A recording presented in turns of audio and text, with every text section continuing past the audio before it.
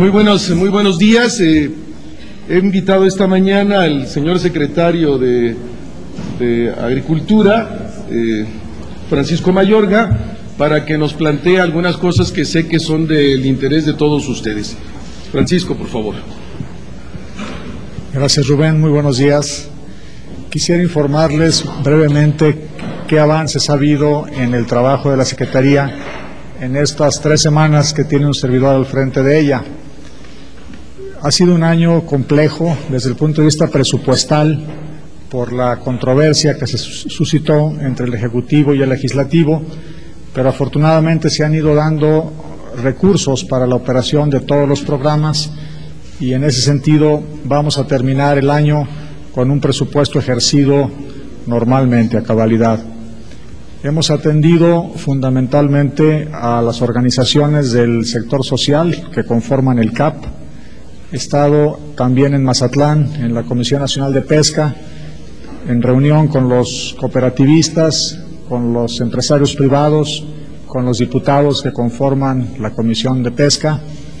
Ayer tuvimos una reunión con los diputados que conforman la Comisión de Agricultura de la Cámara de Diputados y atendiendo, por supuesto, el tema cañero y el tema de la influenza aviar, así como las contingencias climatológicas en el sureste de México. En todos estos campos hay avances. En el tema del huracán Stan, pues ya se ha ido configurando mejor el mapa de afectaciones, qué afectaciones son definitivas, qué afectaciones son temporales, y atendiendo sobre todo las urgencias en cuanto a los productores que perdieron sus cosechas y en cuanto a los ganaderos que también necesitan proteger sus hatos de la diseminación de enfermedades. En el tema cañero también ya se levantó el bloqueo que estaba frente a la Secretaría y hoy a las 9 de la mañana daremos una información más precisa de cómo vamos a arrancar la zafra y a mantener las mesas de diálogo en la Secretaría de Gobernación para atender los aspectos jurídicos y políticos que están controvertidos en la ley. Y finalmente, respecto a la influenza aviar, pues estamos trabajando muy de cerca con la Secretaría de Salud para proteger a nuestro país de este riesgo. Lo que le toca a la Secretaría es el área animal, o sea, la salud de las aves, precisamente para que no vaya a haber el riesgo de un contagio hacia los humanos. Es lo que quisiera informar. Carmen.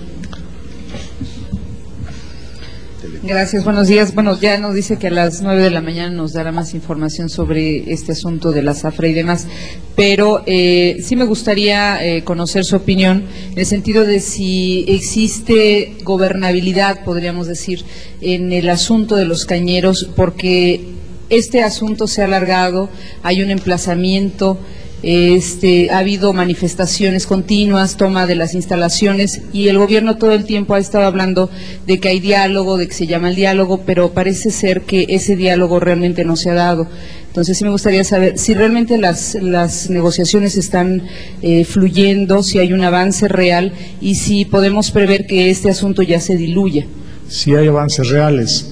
Por ejemplo, uno de los temas de la ley cañera que no tiene ningún problema, inclusive es un tema muy positivo, es el reconocimiento de las organizaciones de productores. Antes había nada más 2 organizaciones de productores, vamos a llamarle así, oficiales, y ahora la ley reconoce la participación libre de asociaciones que reúnan algunos requisitos de representatividad. Eso ya está caminando desde hace 3 semanas, se han ido reconociendo las organizaciones de productores que cumplen requisitos y los temas controvertidos que eran los amparos y el inicio de la zafra, pues es lo que precisamente ayer se logró ya acordar y ahora es el paso de arrancar la zafra para que no sufra la producción, que no sufran las comunidades cañeras que tienen una gran derrama económica por la zafra. Gracias, buenos días. Quisiera preguntarle, como ya está configurado un mapa de afectaciones por el huracán Stan en Chiapas, quisiera preguntarle cuántas hectáreas de cultivos de café se dañaron en Chiapas ¿Y qué impacto tendrá esto en las exportaciones del grano del año cafetalero que se está iniciando? Gracias. Mire, el tema del café, no solo en Chiapas, sino también Oaxaca, Veracruz, ha sido el más lento en cuantificar sus daños por el acceso a las zonas cafetaleras. El café se produce en zonas montañosas y el daño a los caminos rurales, el derribo de puentes, ha hecho más lento la evaluación del daño en el caso particular del café. A partir de este lunes se mandó un avión especializado en fotografía aérea, precisamente para tener una cobertura del 100% del territorio y una evaluación más precisa de los daños que tenemos en café. Obviamente va a haber un impacto en la cosecha, pero casi siempre en estos casos que la cosecha se reduce por algún fenómeno sanitario climático, hay un impacto positivo en los precios, o sea, hay una compensación parcial vía precios porque estos mejoran.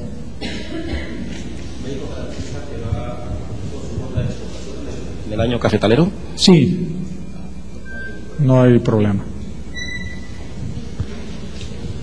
Señor secretario, buenos días. Héctor García de Notisistema.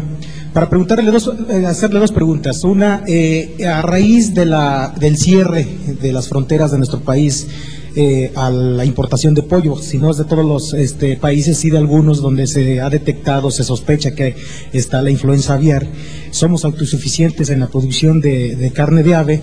Y la segunda pregunta, si ya tiene cuantificadas las pérdidas en cuanto a cosechas de productos básicos en los estados que sufrieron los efectos de stand. Sí, cómo no. Bueno, México no es autosuficiente en productos de ave. Importamos fundamentalmente dos tipos de productos. Uno, lo que se llaman pastas de ave, que van a la fabricación de embutidos, y otro también trozos de pavo, que también van a la fabricación de embutidos.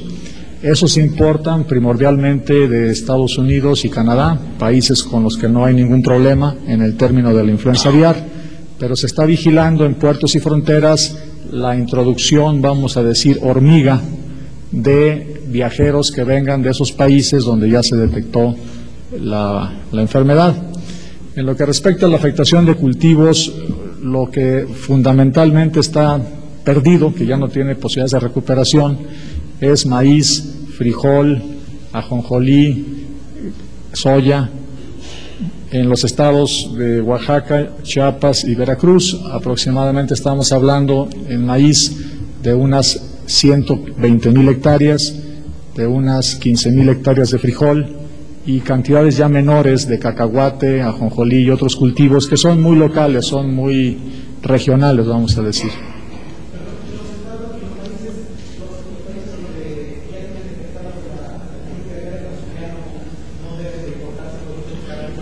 Fundamentalmente son países asiáticos y últimamente se han detectado brotes en Turquía y en Grecia, con los cuales nuestro país tiene un comercio prácticamente nulo en esta materia. Cristian. Para preguntar exactamente cuáles son las medidas que están tomando lo que es el sector agropecuario junto con el sector salud para lo que es prevenir este mal, esta gripe aviar, así como también, bueno, si las autoridades garantizan entonces que no hay ningún peligro por el consumo, si ustedes garantizan a los consumidores que está fuera de peligro por este tipo de enfermedad. Gracias. Quisiera empezar por la parte final. La transmisión de la gripe aviar a los humanos no se da por el consumo de productos avícolas, o sea, se puede consumir con toda seguridad pollo y huevo o pavo. El consumo se da, el contagio se da por la convivencia de los humanos con los animales, cosa que también ha ido perdiendo vigencia en nuestro país. La avicultura mexicana es una avicultura moderna, es una avicultura tecnificada, profesional, y no tenemos ese contacto diario de diferentes especies de animales con las familias, como antes sucedía, que adentro de las casas de los campesinos andaban gallinas, andaban los puercos, andaban perros. Hoy y eso ya queda reducido a un mínimo. Entonces, repito, el consumo de productos avícolas es completamente seguro.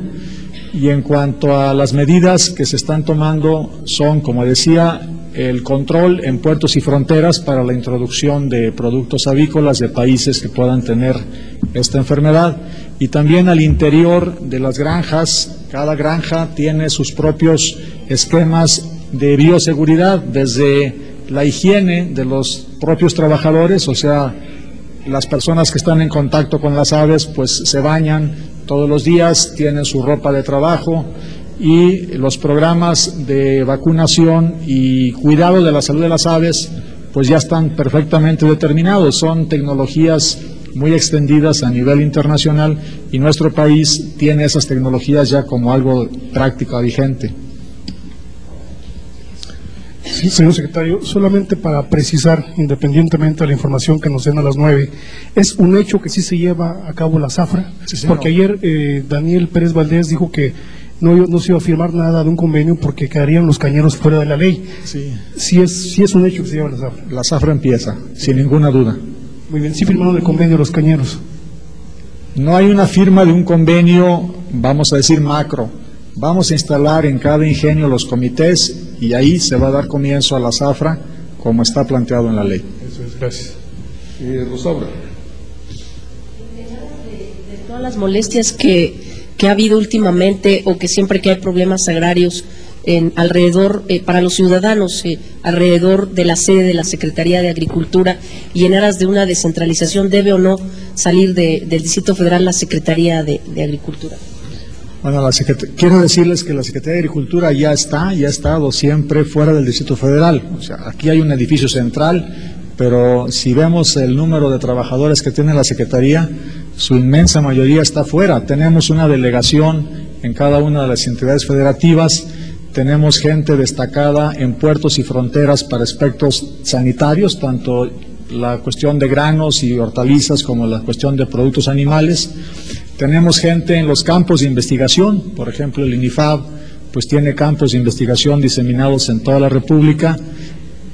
Todas las personas que ejercen las labores de vigilancia en la movilización de ganado y de plantas pues están fuera, de manera que la población que tenemos en la Ciudad de México es la minoría de toda la Secretaría. Jorge Armando. Buenos días, secretario. Quiero saber si dentro de su competencia la Secretaría de Agricultura se reporta lista ante la posible devastación del huracán Wilma, y tomando en cuenta que en la península de Yucatán hace poco pasó otro huracán, el Emily. Gracias. Bueno, como le decía a su compañera, la presencia de la Secretaría en el campo es muy grande. Entonces, en todos estos fenómenos climáticos o sanitarios, siempre hay personal en el lugar donde ocurren los hechos. Estamos preparados, inclusive la respuesta que ha habido en Yucatán mismo y ahora en el sureste ante los fenómenos climáticos, ahí está, se está dando, de manera que si hubiera, por desgracia, esta afectación, pues estaríamos listos. Sara. Buenos días. Quisiera yo insistir un poco en este asunto de la sede de la Secretaría de Agricultura, porque autoridades del gobierno del Distrito Federal dicen que cada vez que hay una manifestación tienen que desplazar policías y esto distrae de algún modo cuando los policías podrían estar en otras actividades. Quisiera saber si hubiera esta petición formal del gobierno del DF de mover básicamente este edificio, el que se encuentra ahí en el eje 7, ¿cuál sería la respuesta del gobierno federal? Bueno, primero no tenemos ninguna petición formal de las autoridades del Distrito Federal y segundo, repito, no veo necesidad de hacerlo. Yo creo que esta ciudad padece del tema de las manifestaciones, no solo es un privilegio de la Secretaría de Agricultura, entonces pues yo creo que podemos seguir así, tratando de que cada vez la respuesta a los productores sea mejor y en sus localidades, de manera que no se vean obligados a venir aquí a México, no tomen esa decisión de venir aquí a México. Reinaldo. Buenos días. ¿Cuál es su opinión acerca de que muchas uniones de productores agrícolas manifiestan que el proyecto de presupuesto de egresos para el campo que envió el Ejecutivo Federal provocará más miseria en este sector? Y también ellos indican que se deja sin fondos al Fondo de Apoyos para contingencias meteorológicas.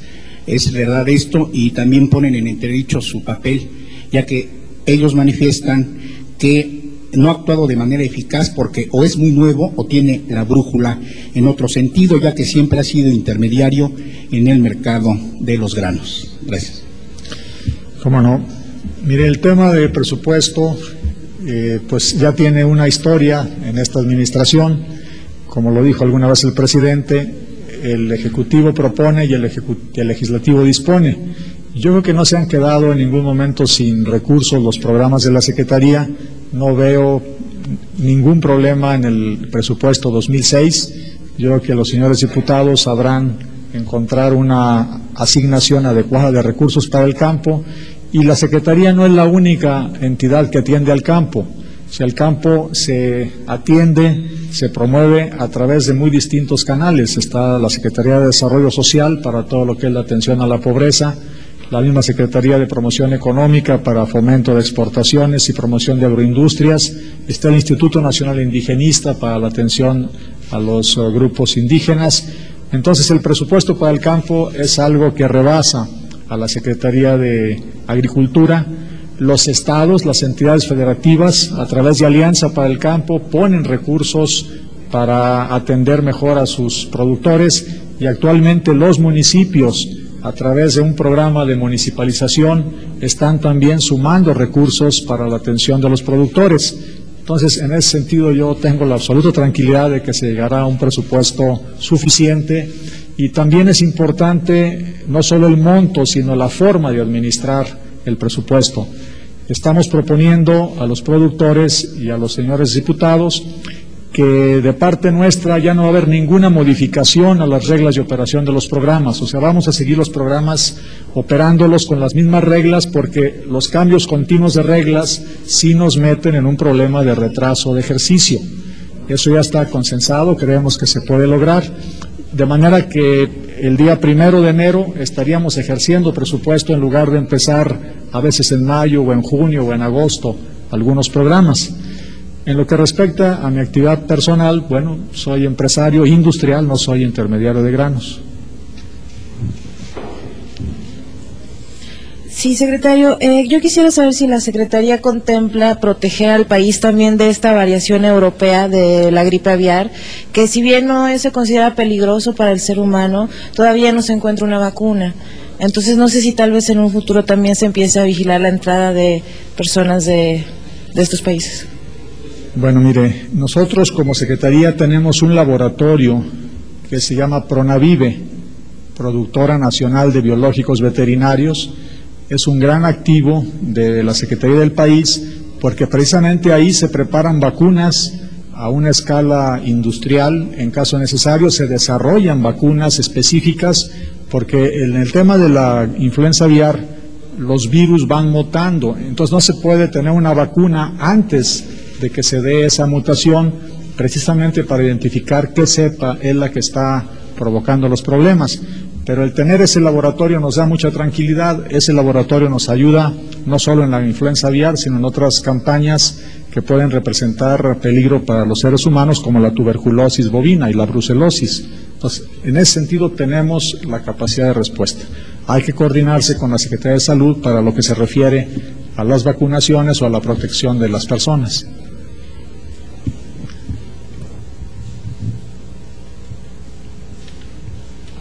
Licenciado, aunque ya llegaron a una solución en este momento con los cañeros, quedan una serie de flancos abiertos. ¿Cómo siguen siendo los procesos de amparo, las tomas de los ingenios en los estados? ¿Cómo se va a resolver esto por un lado y cuánto tiempo habrá que esperar para ya tener una solución completa de este asunto? Y por otro lado, el gobierno se había opuesto, el Ejecutivo se había opuesto a la ley azucarera, precisamente porque decía esta ley obstaculiza los procesos de reprivatización de los ingenios estatizados, y por otro lado se frena la competitividad o se limita la competitividad de frente al año 2008 de la apertura del Telecán. ¿Cuál es la visión de estos dos asuntos a estas alturas? Bien, a reserva de dar más información después de las 9, Lourdes, el mecanismo para normalizar nuevamente la relación con los cañeros es ir instalando en cada ingenio, en cada uno de los ingenios del gobierno y del sector privado, los comités de productividad y calidad cañera.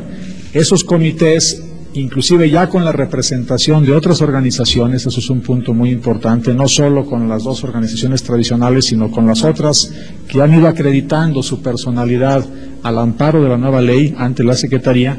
Esas comisiones o comités van a programar, como lo hacen todos los años, el comienzo de la zafra. Cada ingenio tiene su propio programa, terminar las reparaciones que sean necesarias en las fábricas, programar la logística de la cosecha. Entonces, ese es el comienzo de la solución.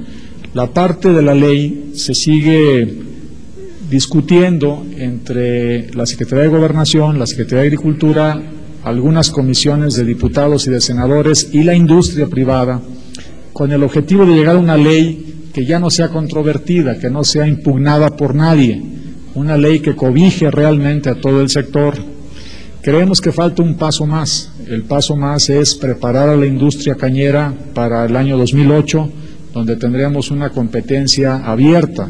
En ese sentido, falta todavía mucho por hacer, pero si no tenemos un punto de partida que realmente permita la armonía del sector, pues nos vamos a pasar discutiendo de aquí al 2008 y nos va a ganar el tiempo.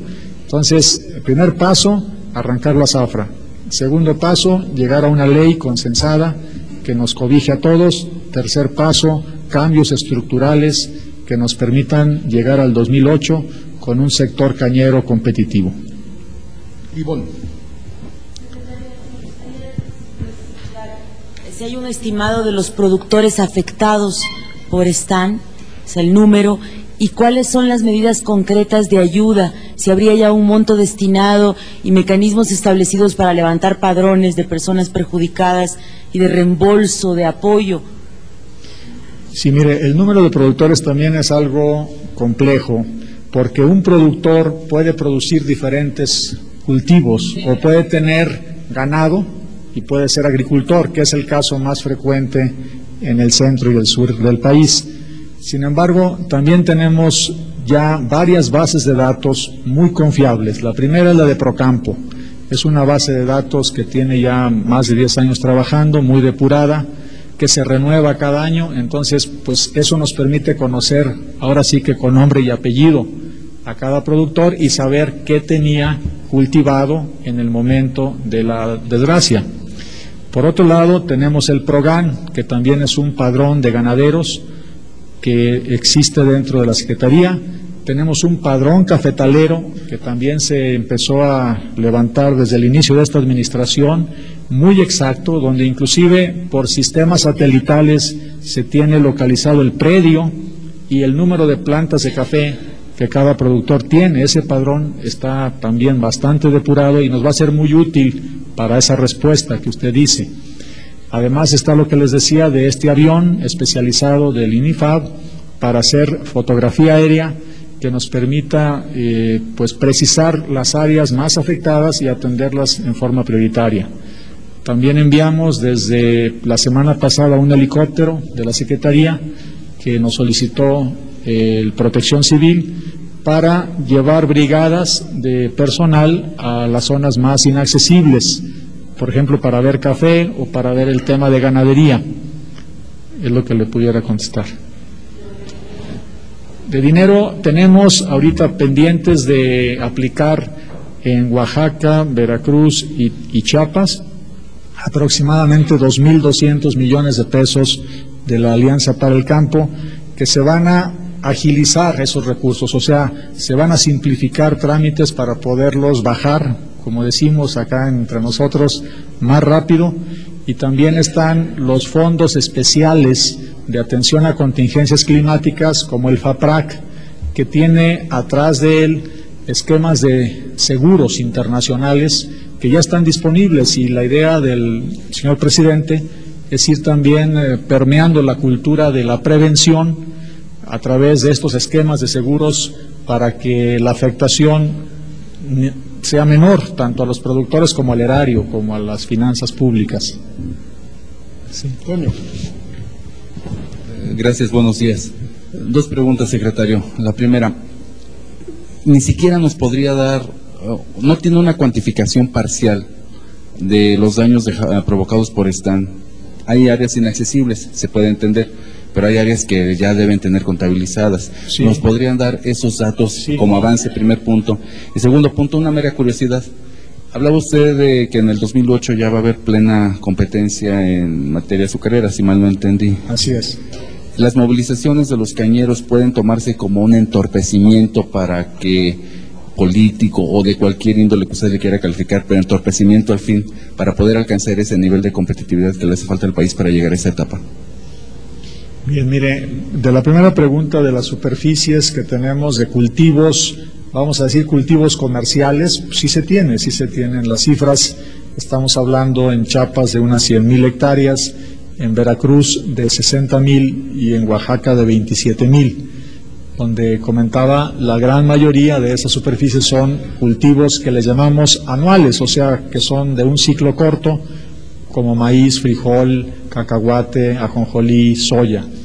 Hay también afectaciones en cultivos permanentes, como son huertas. Ahí las zonas más afectadas las tenemos en Chiapas, en lo que es plátano y papaya. Y tenemos otros cultivos como la caña o el mango, que de momento sufren daños, pero desde la hora en que empieza a bajar el agua, que se drena el exceso de humedad, vuelven otra vez a restablecerse. Por eso la cuantificación de las afectaciones definitivas debe esperar un poco de tiempo. Es variable, o sea, depende cuánto tiempo tarde el agua en volverse a absorber al suelo, cómo se pueden drenar las parcelas. De hecho, hay un programa de mano de obra para que los mismos productores vayan haciendo los drenes o los desagües rápidamente en las parcelas, aunque sean muy pequeñas. Entonces, repito, yo quisiera esperar los resultados de la fotografía del avión DINIFAB para entonces sí, con toda precisión, decir, mira, aquí están las afectaciones por cultivo, por estado, por municipio, etcétera. Pero de todas maneras eso no impide la respuesta se está dando ya en el campo. Y en lo que se refiere a la caña, pues vamos partiendo de un principio fundamental. Durante muchos siglos, no sé cuántos siglos, la humanidad entera no tuvo otro edulcorante que la caña de azúcar o que el azúcar proveniente de la caña. Entonces eso creó una relación muy especial entre el campo cañero y la industria, porque no había sustitutos, los dos se necesitaban mutuamente. O sea, el ingenio no podía trabajar sin el cañero no podía trabajar sin el ingenio, y no había más edulcorante que el azúcar. Ese era el escenario hasta hace 30 años. Hace 30 años empiezan a aparecer otros sustitutos del azúcar, como la fructuosa, el aspartame, etcétera, y obviamente ya no puede el sector azucarero, ni de México, ni de Brasil, ni de Cuba, ni de Florida, no pueden mantener las mismas reglas del juego. La relación tiene que cambiar, y esa relación es la que está cambiando aquí en México. Además de las connotaciones políticas ya más de tipo corporativo que también se dieron. Entonces yo creo que estamos asistiendo al parto, vamos a decir, de una nueva relación entre la industria cañera y los cañeros. Los mismos cañeros tienen que replantear su permanencia en el sector. O sea, las tierras cañeras son tierras generalmente muy buenas, planas, con riego, con vías de comunicación. No solo pueden producir caña, pueden producir otros cultivos. Hoy por hoy la caña ya no va solo a la producción de azúcar, se pueden producir combustibles biológicos como el etanol, que es lo que está haciendo Brasil, es lo que está empezando a hacer Cuba, Estados Unidos. Entonces la gama de la industria azucarera empieza a hacerse más compleja. El avance tecnológico no se detiene, siguen apareciendo nuevas opciones para la caña y nuevos sustitutos del azúcar. Yo creo que todo este proceso hay que verlo hacia esa perspectiva, porque de otra manera pues sí nos vamos a empantanar en las discusiones del pasado que no nos van a sacar del problema. Carmen, ¿habría alguna otra pregunta? Neida. Gracias, secretario. Me gustaría nada más saber si entre el asunto de la sequía en algunos estados del norte del país y las afectaciones podemos prever que va a haber aumento en los precios de algunos productos. Ya se ve desabasto en algunos productos, pero quisiera saber si se puede prever aumento en algunos productos, en qué productos podría darse, en qué medida. Si se pudiera registrar en algunas ciudades. Y sobre el asunto de la gripe aviar, si a pesar de que en México no se han registrado casos ante esta emergencia y demás, se prevé que pudiera también tener un impacto en los precios porque los productores quisieran aprovecharse, y si hubiera medidas en Profeco, algo para evitar estas. ¿Cómo no? Mire, no vemos ningún problema de impacto en los precios. Las cosechas, sobre todo del ciclo otoño-invierno, que es el ciclo que terminó más o menos en el mes de mayo, fueron excelentes, sobre todo de maíz, de trigo, de sorgo. Tenemos todavía inventarios de frijol en algunos estados de la República de la cosecha pasada. Este año la cosecha de frijol viene más corta, precisamente por lo que usted señala, por la sequía en Zacatecas, en Durango. Pero repito, hay inventarios y creemos que no tiene por qué haber ningún impacto en los precios. El fenómeno de Stan en el sureste, precisamente por la deterioro de algunas carreteras, de algunas autopistas, sí provocó una acumulación de plátano y papaya en el sureste, pero ha habido la presencia de otros proveedores, como puede ser Veracruz, Jalisco mismo, Colima. Entonces no estamos observando ahorita ningún impacto en precios. En lo que se refiere a la avicultura, pues México es autosuficiente en producción de huevo. Somos uno de los países más importantes en producción y consumo de huevo en el mundo, y no vemos tampoco ninguna posibilidad de desabasto. Aun cuando se pudieran presentar algunos brotes de enfermedades en alguna zona, esa zona inmediatamente se aísla, se sacrifican las aves y el abasto perfectamente puede continuar con otras zonas. En el caso del pollo es igual, o sea, ha habido presencia en México de influenza aviar de baja patogenicidad. Tuvimos algunos brotes localizados, por ejemplo, en La Laguna, hace tiempo más acá hacia el centro. Inmediatamente se sacrifican esos animales y se detiene el problema, pero no se causa un impacto en los precios. Neira. Sí, secretario, muy buenos días. ¿Qué es lo que le van a presentar específicamente al presidente en cuanto a lo de la gripe aviar?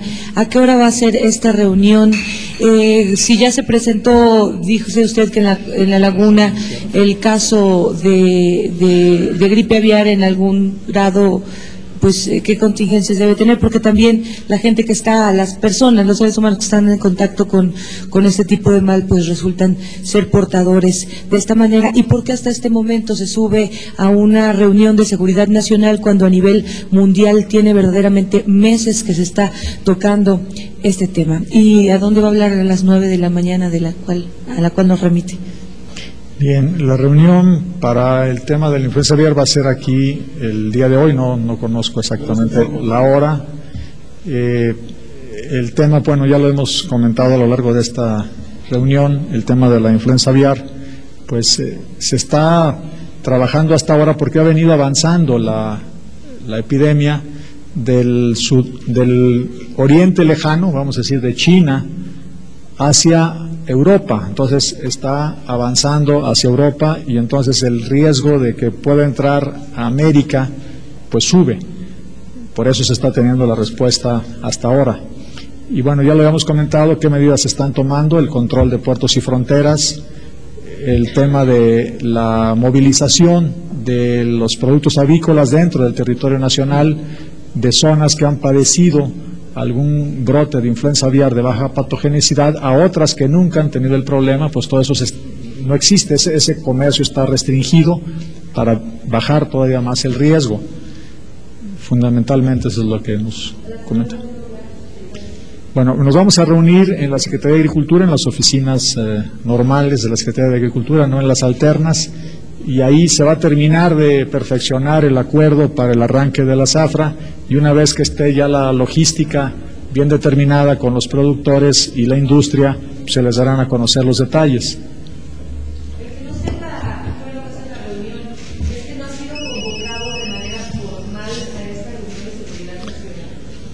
¿De Seguridad Nacional?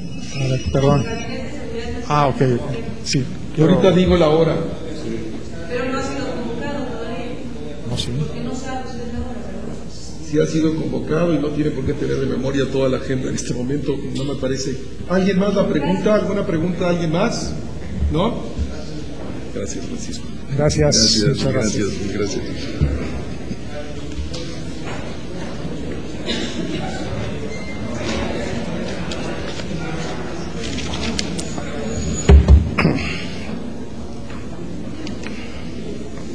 Bueno, primero la agenda del señor presidente.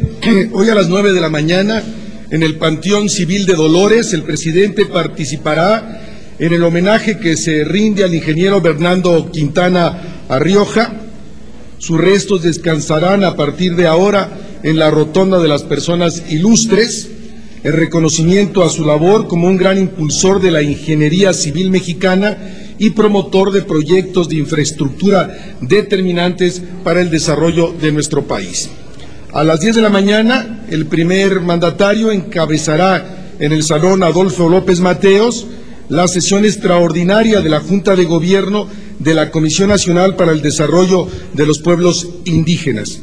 La Junta de Gobierno se reunirá con el Consejo Consultivo, un órgano conformado por más de 140 consejeros que incluyen representantes de los diferentes pueblos indígenas, de las organizaciones indígenas, legisladores, funcionarios de los gobiernos locales y también investigadores.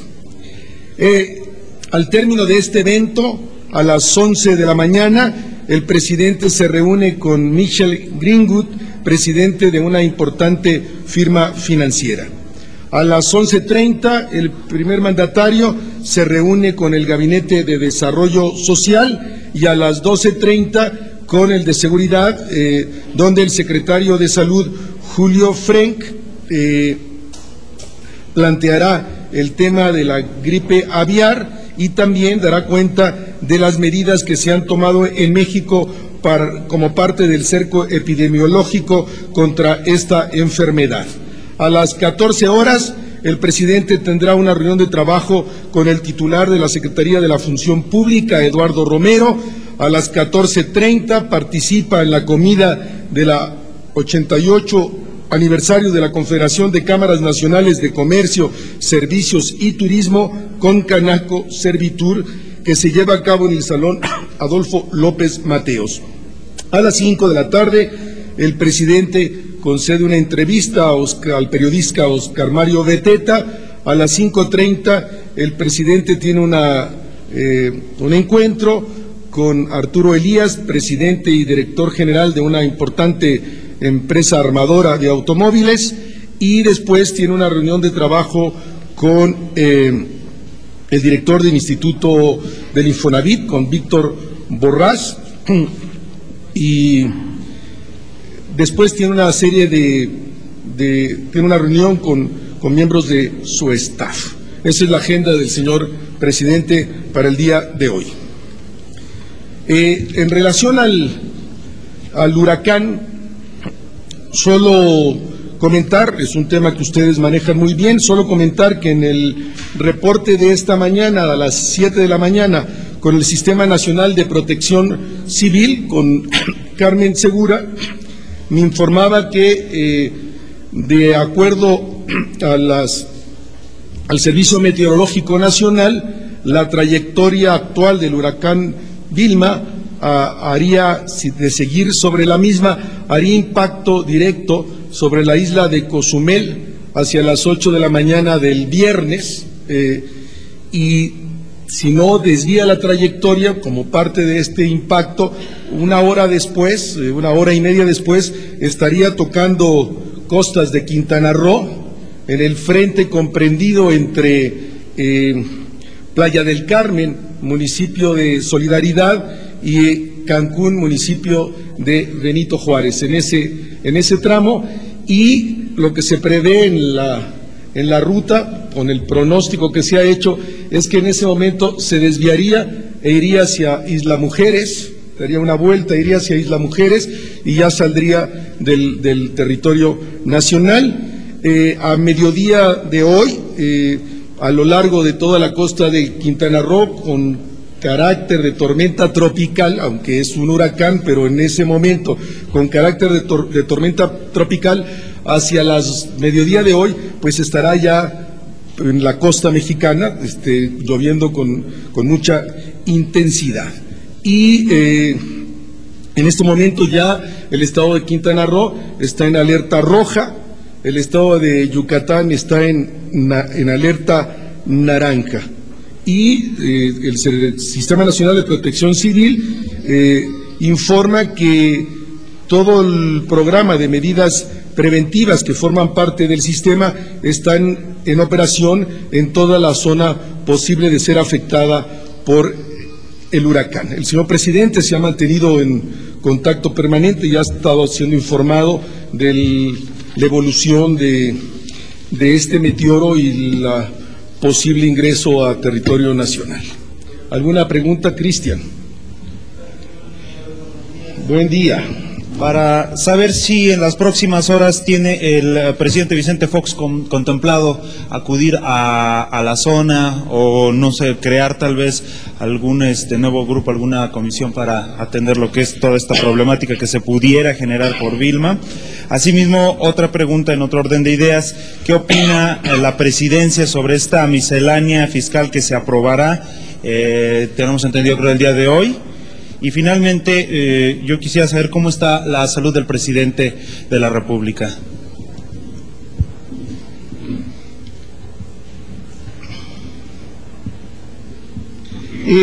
No está contemplado en este momento que el señor presidente ingrese a la zona, al contrario, se está retirando a toda la población de la zona para evitar la posible impacto que pudiera tener el huracán. En todo caso, si hubiera daños como se calcula que pudieran existir, desde luego que el señor presidente, como lo ha hecho en el caso del huracán Stan, se hará presente en la zona para apoyar las tareas de emergencia y también las propias de la reconstrucción. De eso no habrá duda, pero habrá que ver todavía con la irregularidad y la ruta que trae este huracán, que en particular ha sido muy difícil de prever. La ruta ha sido muy inexacta dentro de los pronósticos que hacen los meteorólogos, cómo se ha comportado. Entonces esperemos lo que habrá de suceder, pero reitero, definitivamente en su momento y en el caso de que el huracán impacte el territorio nacional, el señor presidente se hará presente. Sobre la posible miscelánea fiscal no tendría ningún comentario, habría que dejarlo a la Secretaría de Hacienda. Y sobre la salud, señor presidente, pues que es muy, muy buena, como él mismo lo señaló el día de ayer en un programa de radio. Pues yo no sé, yo no lo he visto así, trabajo con él todos los días, será tu impresión, no es la que yo tengo, en todo caso. Gracias, Rubén, muy buenos días. Acaba de pasar el huracán Stan por el sureste del país, provocó muchos daños. Yo te quiero preguntar si el gobierno federal tiene la disponibilidad suficiente de recursos materiales y humanos para hacer frente a este nuevo meteoro que amenaza la península de Yucatán. Siempre los daños que provoca un huracán pues afectan las finanzas de los municipios, primero de las personas, después de los municipios, de los estados y las propias finanzas federales, pero todos los mecanismos de prevención que hoy existen, desde el Fonden a los seguros, en escuelas, en hospitales, nos hacen poder decir que el gobierno federal, por lo que le toca, está preparado para hacer frente a al posible impacto y los daños que pueda ocasionar este nuevo huracán, y también para apoyar a la población civil y a los gobiernos municipal y estatal para que hagan frente a esta situación.